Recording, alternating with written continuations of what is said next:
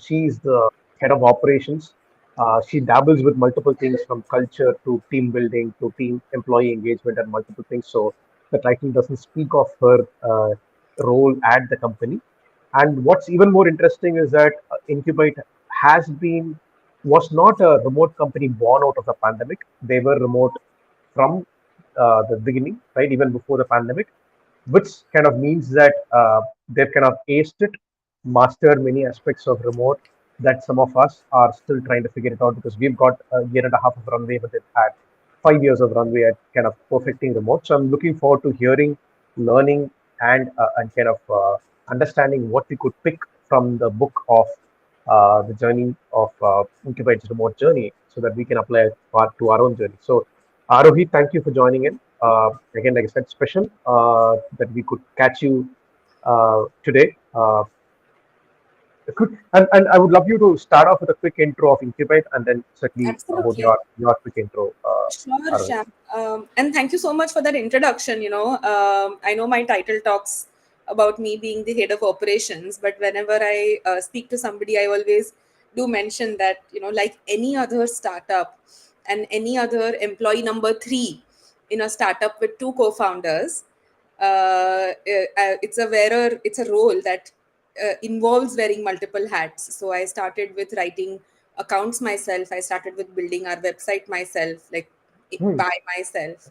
I started, of course, recruiting our initial team members myself, and then slowly built our HR teams, our accounts and finance teams, our branding and marketing teams, and of course now I end up working with all of them and just kind of take a back seat and play the role of facilitator while they do all of their great jobs. Right, right, Um, like you said, we have been remote since day one, which has been fantastic, Sham, for multiple reasons. Primarily because, like I said, I was employee number three in a company with two founders, and one of the founders is a woman too, okay, right? And we've both gone through a journey while the company was also being founded, and the company's also reached 3.5 years now, in which it would have been very, very difficult for both of us to not be remote. hmm, hmm. So we manage to do what we do while also taking care that our other part of our life, which is non-work, is also taken care of. Our kids are also looked after, our families are also looked after, especially Right. during COVID, right? Mhm. When it was becoming very, very difficult.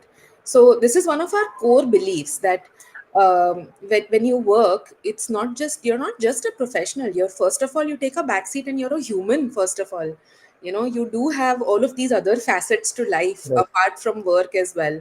And at times, moving to different cities or having to work crazy hours, which at times happens a lot in our industry, it kind of comes in the middle of having a life. Yeah, yeah, Right. So yeah, so we're human first and foremost. We make sure that you make time for life, and that also percolates a lot into the kind of policies and the kind of HR practices or HR policies that we have. right. So one being, we are completely flexible in terms of time. So we don't do any kind of time logging or keystroke logging or any kind Yeah, of micromanagement. It kind yeah. of hurts us to when we hear about these things. We trust our team The members. next evolution of that is putting a chip here, right? So it's as intrusive as it can get. Absolutely Yeah, right. yeah, yeah. And what is the underlying thought process behind doing all of this? It means that you don't trust your people. So first of all, that leads to a conversation into hiring as well. So don't hire Right, people that you don't trust. right. Absolutely. Right.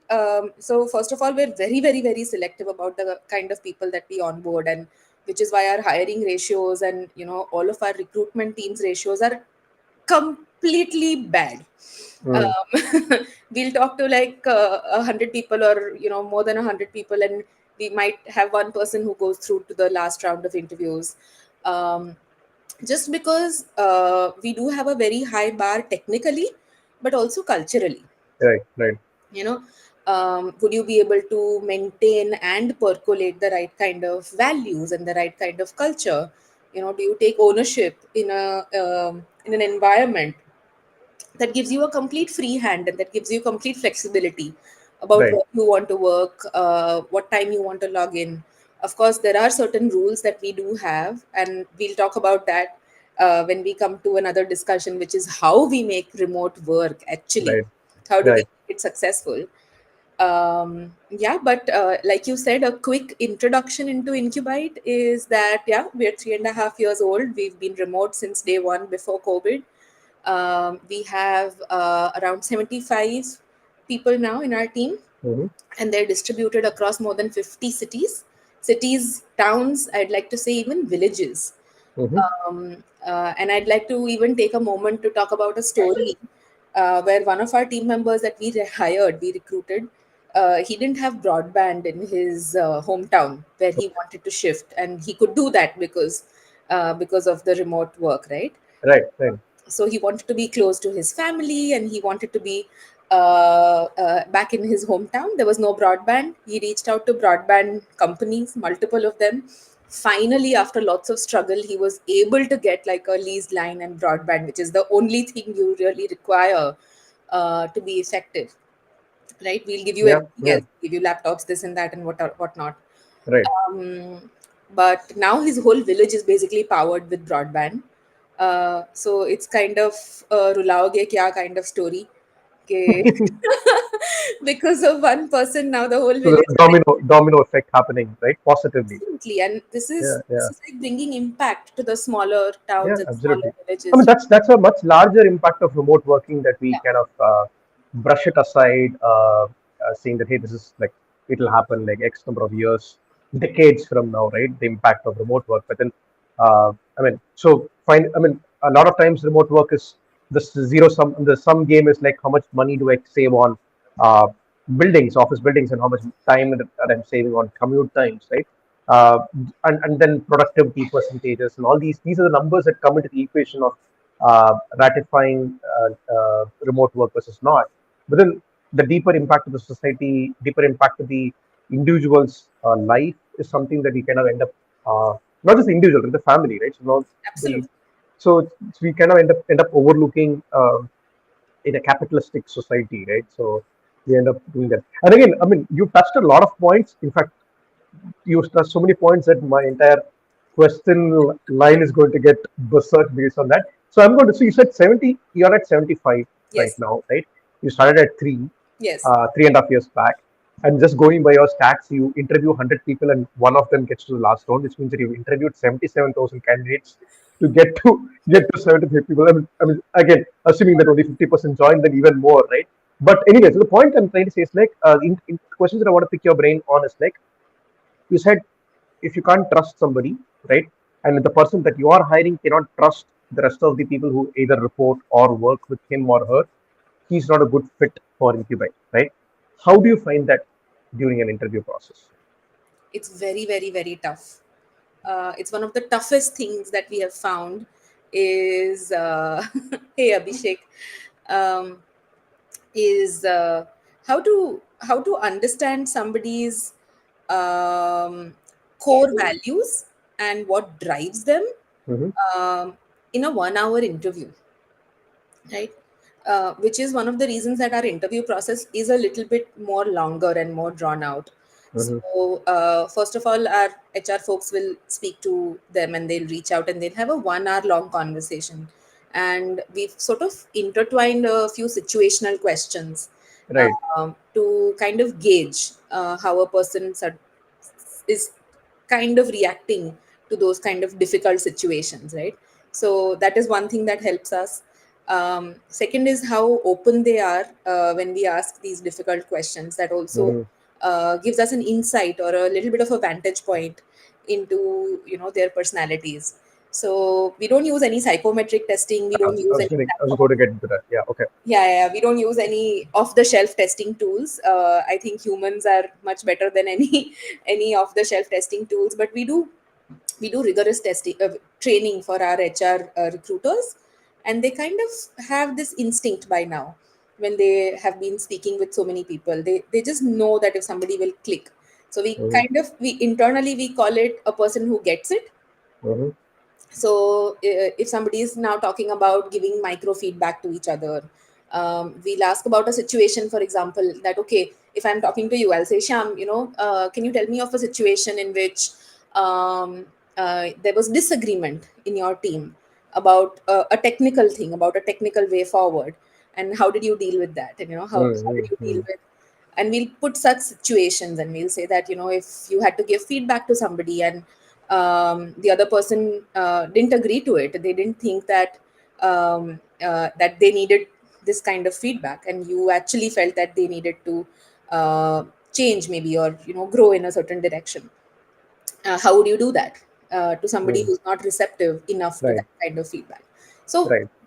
little tits and bits and vantage points into personalities gives us an idea. And then we do have an intensive onboarding and training once people get on board as well. Right. Okay. Super. So yeah, Okay. Okay. So and this approach is obviously it was not perfect on day one. You've been able to kind of tweak that and get it to a point. Like I said, it's become an instinctive call now, right? Rather than a mathematic or like some kind of a, hey, this person is ticking on these boxes, so absolutely. right, so you're able to get to that point, right? But again, I mean, awesome, right? I mean, with this stringent kind of a process, you still been able to get to 75 people, right? And your bars are already high on tech, the skill level, right? So high skill level, high intent, right?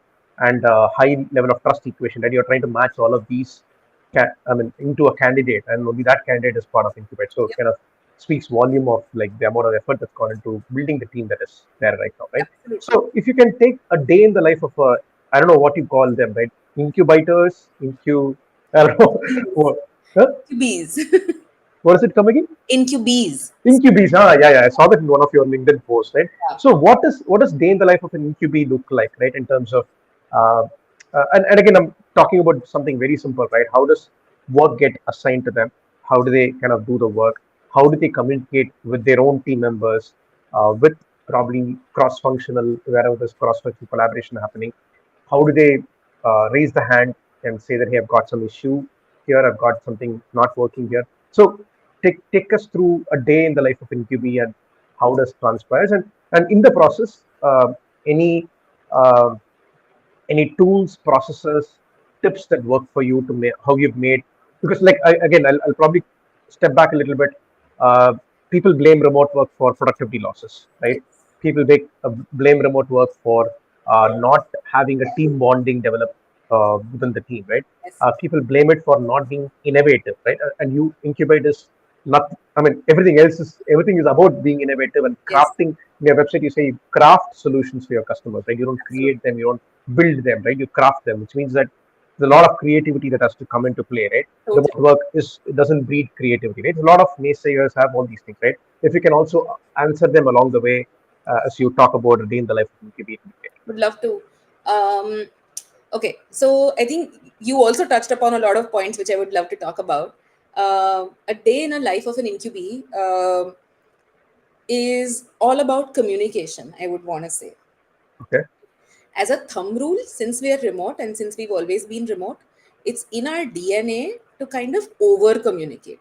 Mm-hmm. So we talk to our team members constantly. We're constantly in touch with them, either on videos, either on chat, either on Teams, any of these different Mm-hmm. platforms, on email.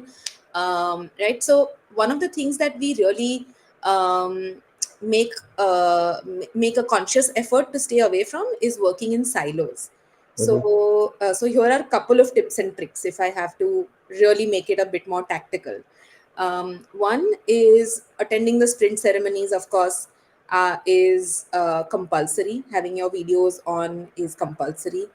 And I use the word compulsory, but it's more like it's better if you have your videos on, just so that you are involved yourself in the Mm-hmm. conversation. In a Right. Right. physical environment, or in a physical office, it wouldn't have been possible that you go around wearing a black box over your head. You're right. Right. Absolutely.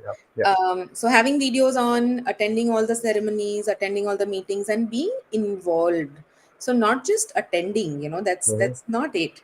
you're bringing your full self to the table, you're contributing constantly. So how do you do that, right? You are never assigned work, is one thing that you asked, that how are you assigned work. You're never assigned work, really. It's you yourself who are signing up for work. Mm-hmm. So when you're attending the ceremonies, when you're attending, let's say, iteration planning, Mm-hmm. there's no such person who will be saying that, okay, now you do this, you do this, you do that, you do that. Right? Right. It's you yourself who are saying that, okay, I'll do that, I'll do that, I'll do that. Can and invite collaboration as well. Say Mm-hmm. that, okay, I need somebody to pair with me on this feature who's going to help me out, and somebody else will sign up and say, okay, let's pair. Which brings me to the concept of pairing and pair Mm-hmm. programming, right? So in the world of development now, people have started to hear about pair programming. For us, it's part of our core Mm-hmm.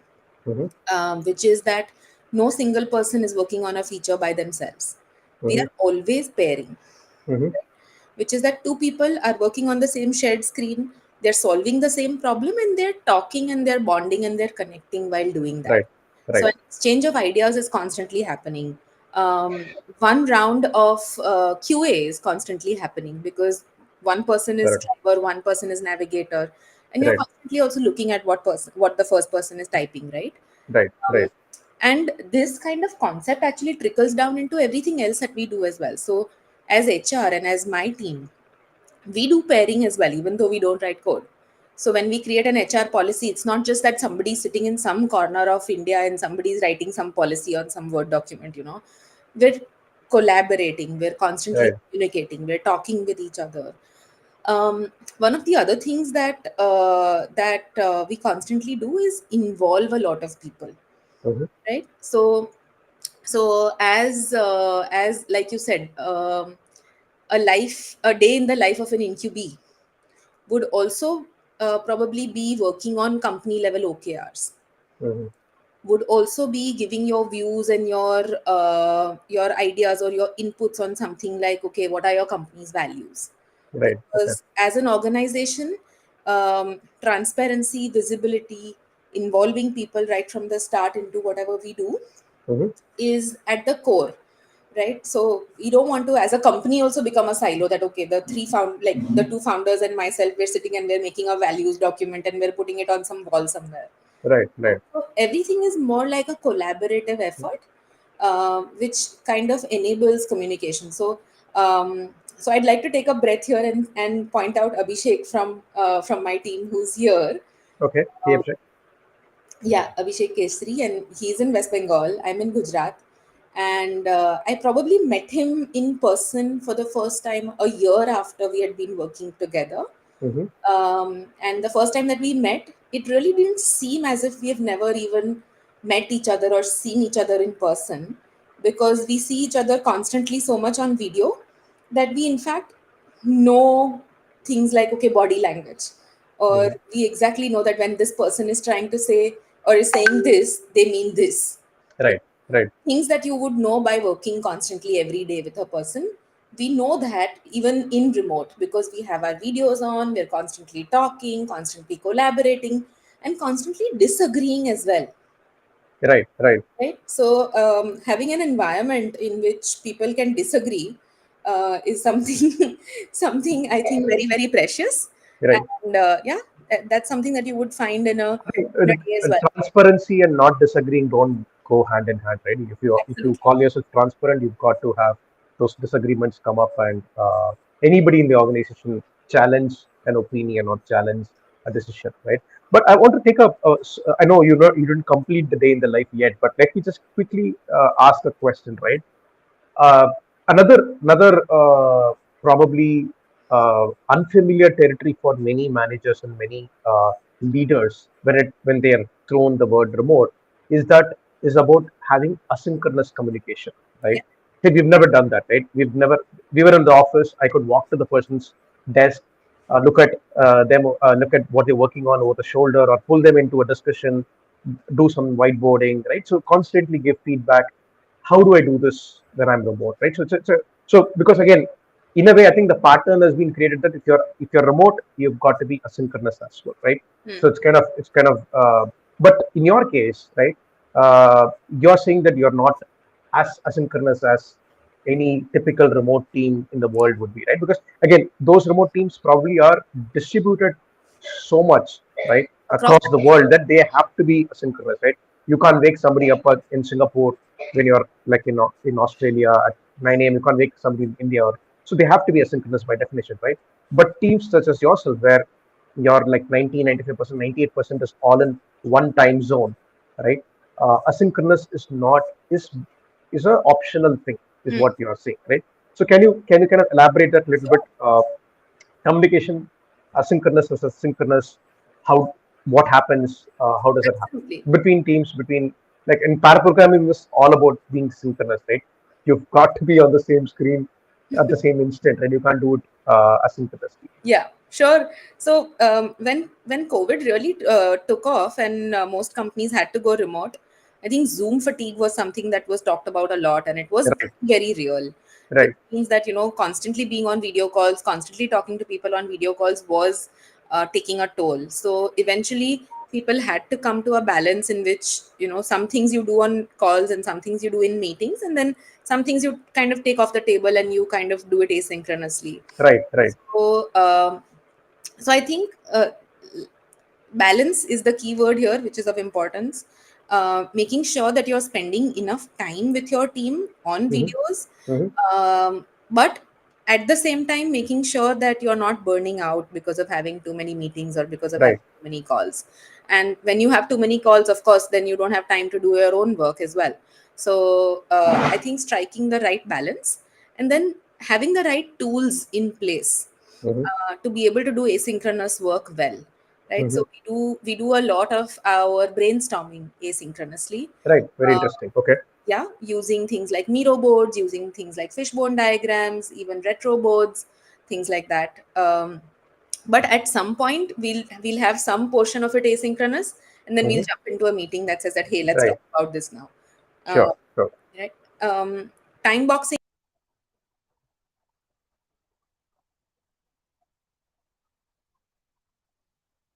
Okay, I think Arohi probably lost power, so we'll give her a minute to regain.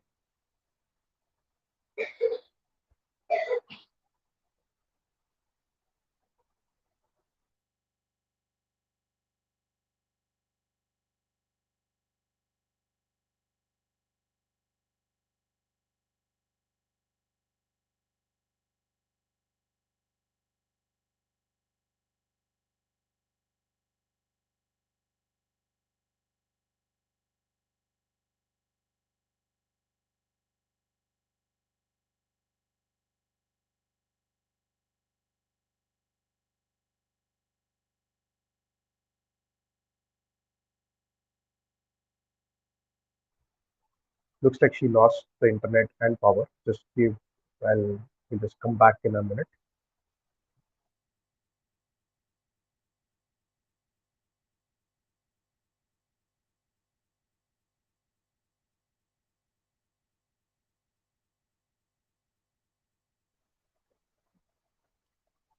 Hey, Arohi, it looks like you lost power. Okay, Hey Shyam, yes, I did. I'm on mobile hotspot now.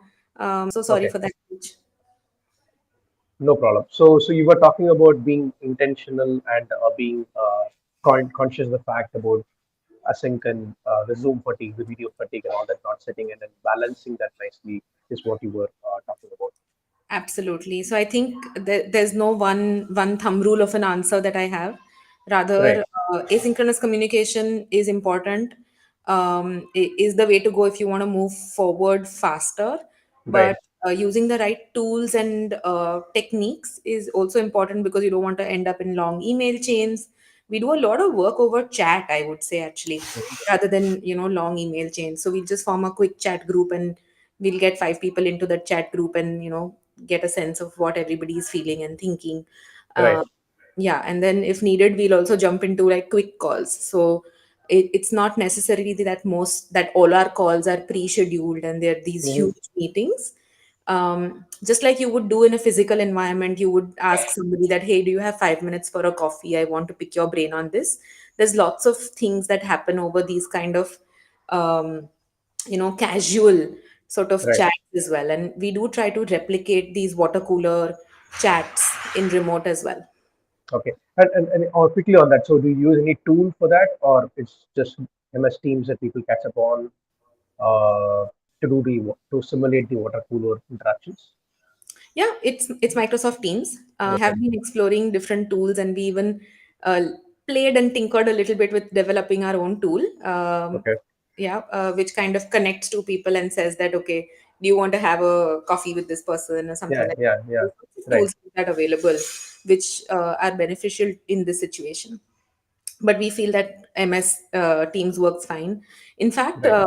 we've come up with a cadence in which every day we have 15 minutes jotted out on the whole company's calendar, called Coffee Meet.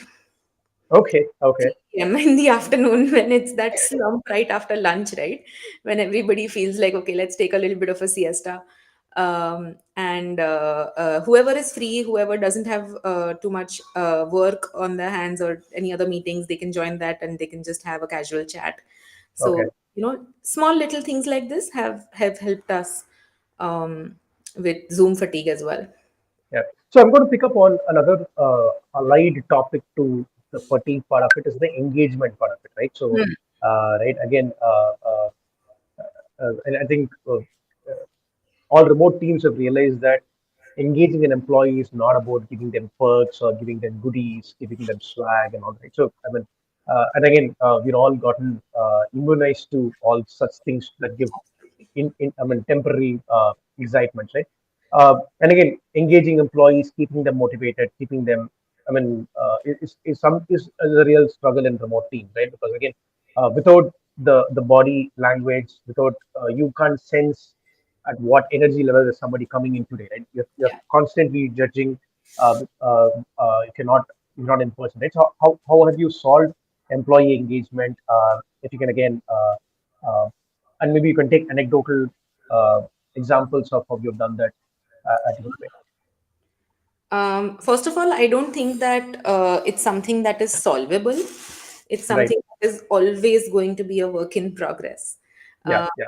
we're always going to be thinking about how to better engage people, or how to Right. better uh, make people happy. So I feel Right. this term of employee engagement Hmm. has gotten a kind of a bad reputation because it's become very synchronous with HR activities. Okay, okay, Independence Day celebration kar liya, so it is employee engagement activity that you did. Or you did some sort of talent competition, so it's employee engagement. Right. But it's not just that, right? It's You can't just keep doing HR activities and birthday celebrations and call it employee engagement. An engaged employee really is a happy and involved employee, you Right. know who loves coming to the work space every day, who loves what they do. They're happy with the team, they're happy with the career path. They're happy with the culture and environment that they're working in, and just this one sentence which I spoke kind of touches in so many different aspects of the business, right from hiring to L&D to the clients that we work with as well, Hmm. Hmm. because it's very important that you're culturally also aligned with the client. Right. Like, Right. they're not kind of in some different zone and we're in some different zone. um, which is a culture as well. So a flexible autonomous culture that drives ownership is something that also drives engagement, because Right. then you Right. feel like you belong, and you're a part of the you're not just an employee, you're Hmm. a part of an organization. You make the organization click as well. So I think what makes an happy employee would be things like, okay, career growth.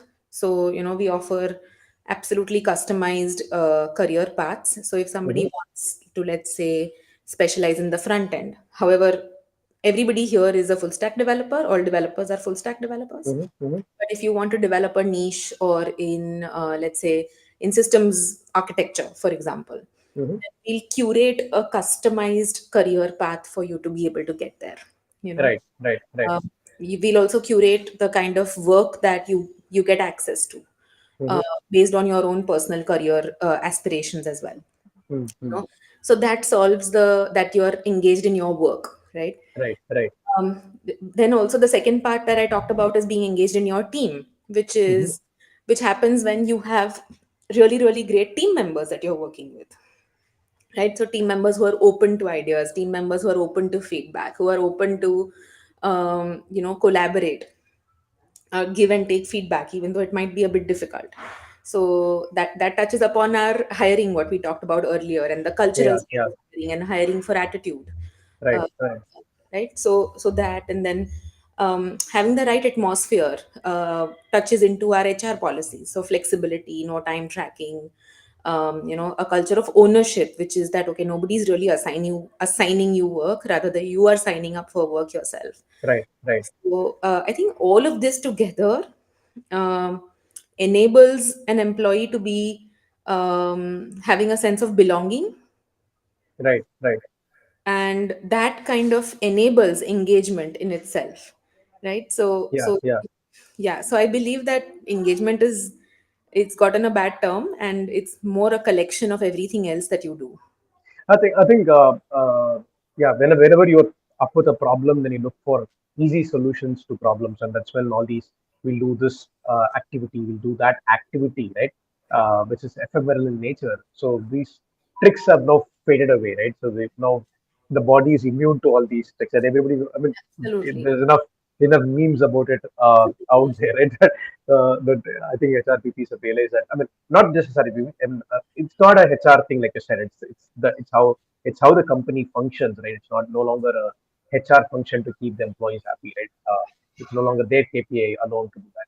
So I'll move on to the other topic where we started to kind of work with Incubyte, right? I think it was mid last year when we started to kind of engage with Incubyte, right? So you were remote, right? So, and again, obviously, pandemic also meant that, and you said you've not met some of your people for year and a half since they joined. So where did this aspect of, or what gave rise to the thought process that giving access to co-working spaces in the cities that you've hired these people, right, and then having this once in 6 months kind of an off-site that you were planning. So how did that come about, right, and what challenges specifically were you trying to solve with those two, right? So one is like on a day-to-day basis, people can decide where they want to work, right? They could work from home, or they can step into a co-working space and work, and then once in 6 months do this offset, right? So what what initiated uh, this entire process there? Sure, sure. So I'll take those two separately, because for us those two are solving two very separate problems. Yes, yes. The first one that you talked about, we call it micro meets, Hmm. right? So it's like either you go yourself, or you see who is around you, see who all is living in your vicinity, in your geographical area, and you say that, hey, I'm going to be working from this sort of WeWork or DevX around this time, on these dates. Feel free to join me, or why don't you come and sit with me, and we can work together, even though we are not in the same pod, or we're not working on the same client project, but at least um, we meet that way, right? Mm, mm, right, So the major reason that we started that is again because of remote fatigue, especially just during COVID, when we were not allowed to step out of the houses, we're not allowed to meet friends, we're not allowed to do a lot of things. You're just at home, you're in front of the laptop all day. It's bound to cause some sort of anxiety, and it's just natural that you want to see other human beings in person, right? right, right. That's one of the core reasons that we started that initiative, that hey, um, you know it doesn't have to be this, you have that option as well to go to an Hmm. office every day, because some people function in that situation as well, that Right, they're much more productive that way, so it's optional. Again, here comes in creating an environment of flexibility, right? So if you feel that you're much more productive and much more efficient at home, that's fine. We give you hmm, a ton of different um, practices that we do, or support that we provide as an organization to make your home more conducive to office work. Or if you feel like stepping out every day is what makes you tick, then we have that option as well, right, right. right? Also, the other thing that we realized is, um, since people were not so used to remote work, people's homes were also not very conducive to remote work, right? Right, right, Especially at the get go. And sometimes when you're living in large families or you have small kids at home, right? It might not be the right environment that right, fosters remote work, right? So that's one of the other problems that we tried to solve as well. That okay, if you don't have a place in your home where you can go and work, then hey, this is the other alternative. right, You right, find something nearby, and hey, this is GoFloaters. Why don't you check the app? And there's probably something near your home where you can go and you can work from there, and you can be productive in the best way that works for you. So that's where the micro meets happened. And we do encourage our teams that hey, if you're going alone, tell the people around you as well. And we right, make our right, geography is also very very open and very transparent, which we do with everything. So if I'm in Ahmedabad, I'm in Gujarat, if I'm going and working at a co-working space one day, I'll tell the five other people who I know are in Ahmedabad and say that okay, I'm going to go there, feel free to join in. right, right, Turns into a community activity as well, right? So that's about the micro meets. And about the work in persons, we call it work in persons. We do that every 6 months, mm-hmm, where the whole company meets mm-hmm, together, right? I think the reason that we started it, and we started it when we were really really small, maybe 10 or 12 people initially, um, was that the kind of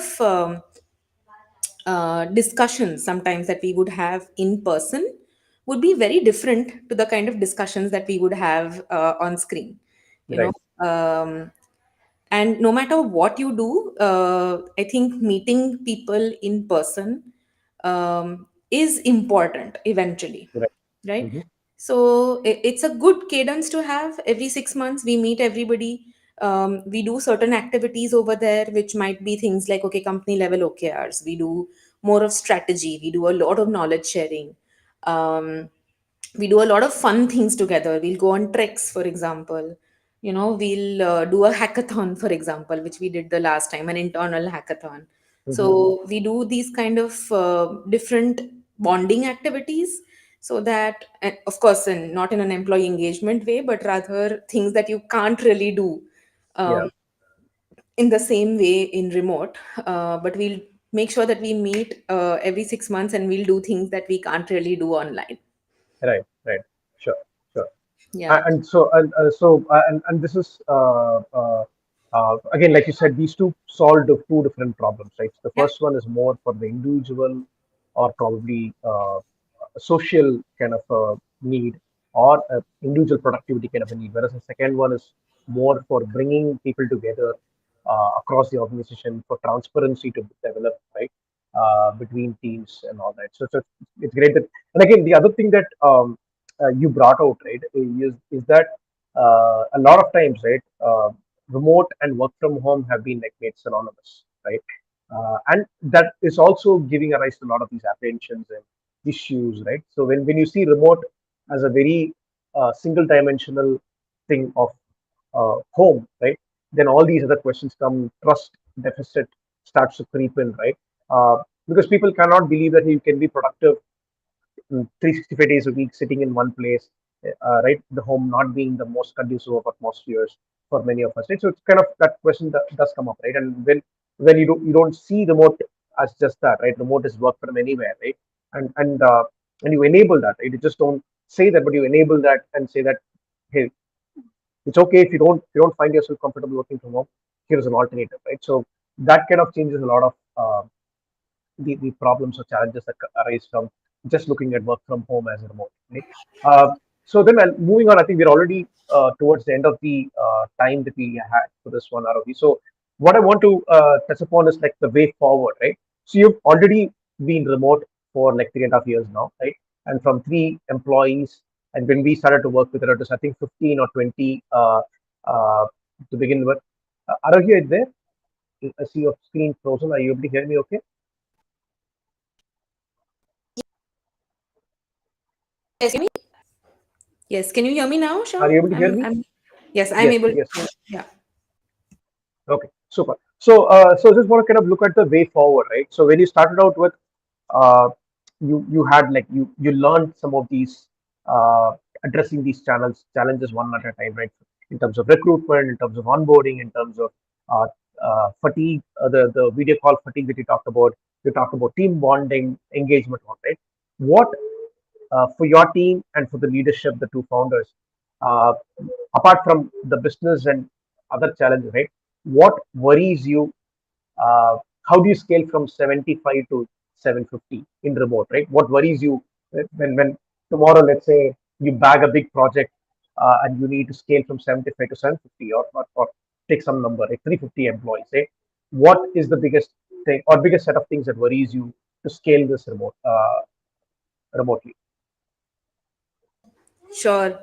Um, so I think the first and foremost challenge, and which is something that will probably keep me and a few of our core team members up at night, is if we suddenly have 750 people, how do you manage to percolate and create the same kind of culture Right, that you had when you were 15 or 20 or 50? How do you replicate that at a scale of 750, right? Because how culture is created is usually by the core team talking to each other, right? right, right.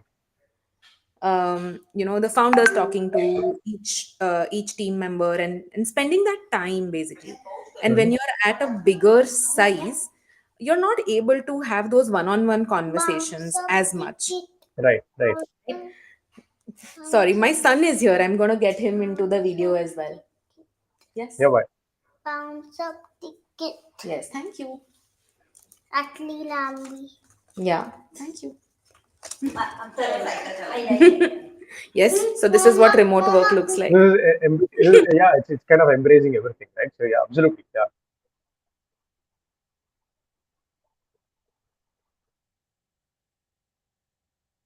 Yeah. So I think, sorry for that interruption, Sham, No problem. but how do you kind of percolate culture and create the same environment that you had at 15 or 50, Hmm. is the main problem, I would say. If you were to translate this same problem into multiple levels, it's basically making sure that how do your sort of initial core team members or the leaders that you bring in to lead other people, um, how do they become multipliers of things like culture? Right, right. Yeah. How do they ensure that everybody else in their team is as aligned as they are? So Hmm. even though a lot of our people might be technically aligned, how do you make sure that the people are culturally aligned is one of the Right, key. right, right. Yeah, I'd like to say that that's the main problem that we have. Another more tactical issue which drives my team nuts is basically organizing these in-person meets as well, right? And that's Right, where right. people like Go Floaters actually come in, Yeah, and yeah, my team, actually my HR team and admin team, have an internal joke going on that every 6 months it's almost like we're putting up a small wedding. yeah, yeah, yeah. Yeah, so we do need solutions. Yeah, it's nothing short of that, right? Your venue searching, your travel. I mean, it's like you become like a travel agency slash. I mean, HR becomes that, right? I mean, you kind of look Yeah, at every aspect of logistics involved there. absolutely, absolutely. So there's a lot of scope for people like Go Floaters and like, also turnkey solution providers that can help on this sort of pain point that we have, Right, which right. managing the tactical side of these meetups that we want to do. When we're having 750 people flying in from each corner of the country. Absolutely, absolutely. And and this has become like a practice that almost every remote company is following, right? And you'd have seen the Chase Warrington flooding LinkedIn with his posts of Do is doing their annual what is it called, retreat? Then they call it retreat, right? So I mean, yeah, I mean they all fly to a different country once in a year, right? So even more complicated. And but this ritual has become a part of what we call as remote in today's world, right? So and yeah, and certainly that kind of opens up uh, different solutions to come into play to help companies such as yourself plan that, right? So, and then the last question I'm going to end off this discussion with you, Arohi, with is like you've covered like almost from onboarding to like somebody getting into the groove of things. getting it right and performing, uh, having proven that they got it right. Any other like there are a lot of startups by definition are looking at remote as an advantage, primarily talent advantage, right? Yeah, It's I mean, more than the cost and more than everything else, right? And in your case, women founders, obviously that kind of was an added advantage, right? So, but a lot of companies are looking at talent, supply or access to talent is the biggest one, right? So they're absolutely. seriously looking at going remote, even though the pandemic is like behind us, and that's not what's Yeah, forcing us to think that way, right? What kind of I don't know, again, for the lack of better words, right? What learnings would you want to pass on to the next generation of HRBPs, head of operations, sure. community builders, that from your learnings from this journey? Absolutely. Um, I think the greatest learning for me personally has been that in remote, it's very very easy to kind of go into a silo and to start working on problems on your own and think that you're being productive and think that you're solving those problems and you're doing that work. But because you're doing it sort of in a little barrel around you, you're not involving people and you're not doing it together, right? You're not collaborating enough. Mhm. um, and that kind of doesn't get the buy-in of the rest of the people, and it kind of excludes everybody else. Right, right, Right. So for me, this has been the most primary learning, that whatever you do, make sure that you're not working in silos, make sure that you're involving people right at the right. beginning. So I'll give you an example, and a very tactical one, that we were working on reshaping our company values, Hmm. right? And instead of the two founders and me doing it on one video call, we decided that okay, we want to add people right at the beginning. Hmm. So we actually put out our thoughts on a general channel, and we said that okay, we're help us to do this. And there were lots of proactive ideas, and there were lots of people who actually signed up and said, hey, why this and not this, and let's add that, and we are this, and this is our core value. Right.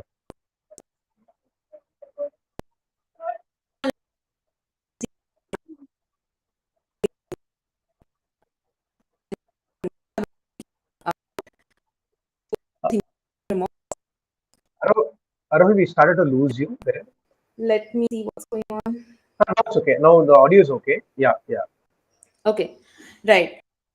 So yes, inclusion, much so work community, transparency away from silos is the one learning that I will who are exploring remote. Okay. And of course, trust, like we mentioned right at the beginning. So unless you have trust in a remote setting, it can't work. We have people who are Yeah, going on, yeah. yeah, who are renting villas in Goa and working from Goa for a couple of months a year. People who are going to the mountains and doing vacations from the mountains, in the Himalayas.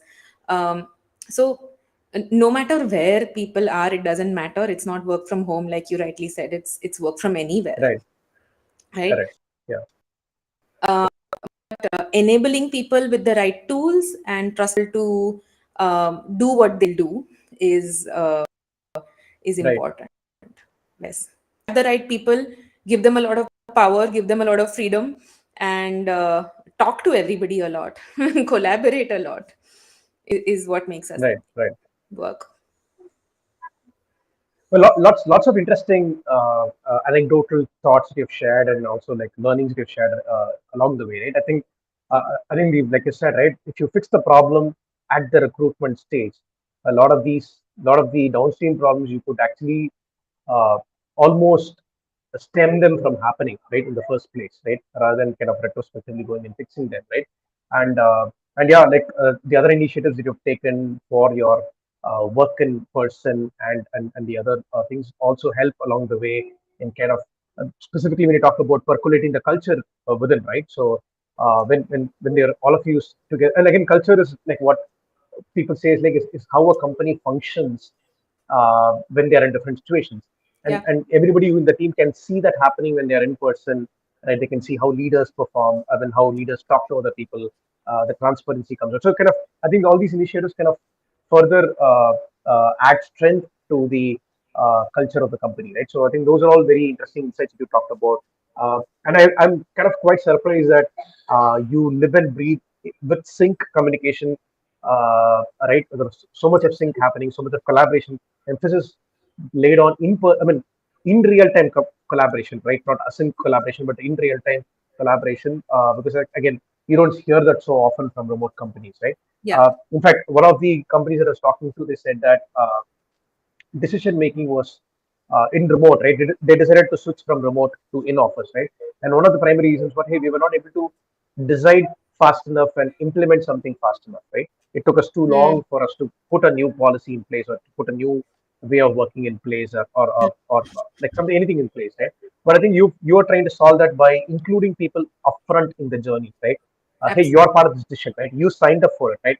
Now you can't be the person who's delaying the implementation of it because you only said this is okay, right? It's like you've already like put your signature on it even before it was rolled out as a policy, right?